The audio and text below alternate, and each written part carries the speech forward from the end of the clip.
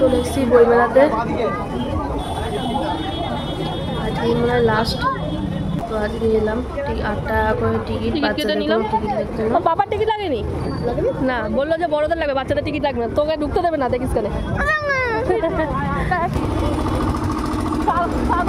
কাগজ জমে যাবে।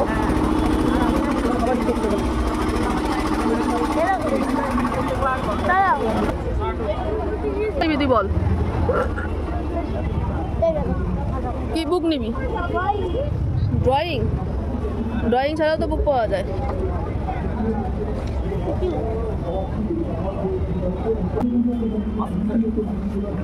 অলিম্পিয়াডের বুকগুলো আছে কিনা দেখ।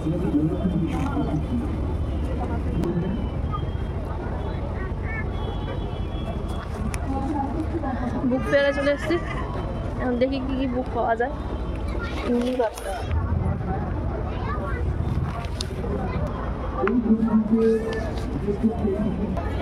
আমি এখন ঘুরে ঘুরে বুকগুলো দেখছি। অ্যাকচুয়ালি আমি বেসিক্যালি বুক ফেয়ারে গেলে মানে অলিম্পিয়াডের মানে সায়েন্স ম্যাথস এসব বুকই কিনি।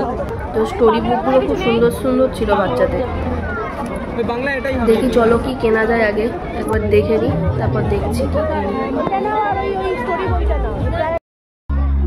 তোমাদেরকে একটুখানি বুক ফেয়ারটা ঘুরিয়ে দেখাই। দেখো অনেক স্টল দিয়েছে এখানে, বুকের কালেকশনগুলো ভালোই আছে। ওইদিকে ওটা ছিল, আমি এই পাশটাতে ছিলাম, দেখছিলাম আর কি বুক করছিলাম। এখানে প্রোগ্রামও হচ্ছিল, সাংস্কৃতিক অনুষ্ঠান, বাট আমরা তখন ওই টাইমটাতে আর কি হচ্ছিল না বলে দেখতে পাইনি। এদিকে আর কি আছে সব তোমার কসমেটিক্সের কিছু জিনিস পাওয়া যাচ্ছে, ব্যাগ এটা ওটা আর কি পাওয়া যাচ্ছে। চলো এখানটা দেখে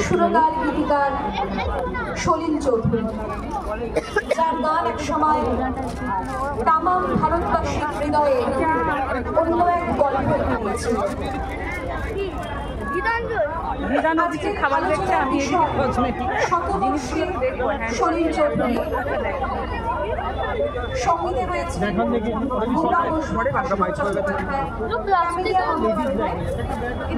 আমার একটু ছোট বোতল, একটু ছোট বোতল দেখছি, ছোট বোতল দেখছি পরে। কি গো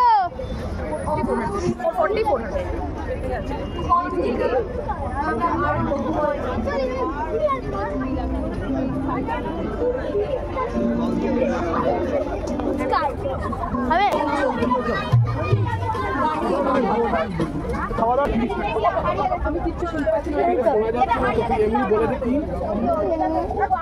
এখন এখান থেকে পেন্সিল ইরেজার এসব কিনবো বলে বায়না। বাইরে টেডি বিয়ারও বিক্রি হচ্ছে। ওখান থেকে বেরিয়ে চলে এসেছি ডাইরেক্ট রেস্টুরেন্টে খাবো বলে। ললিপপ অর্ডার দিয়েছিলাম, চাউমিন অর্ডার দিয়েছি, আর মোগলাই অর্ডার দিয়েছিলাম। তো চলো ফটাফট আমরা খেয়ে নিই। আমরা বাড়ি চলে এসেছি। দেখো 3টে বই কিনেছি আর একটা স্টিকার বুক কিনেছিল। তো আজকে ভিডিওটা কেমন লেগেছে আমাকে জানিও। টাটা।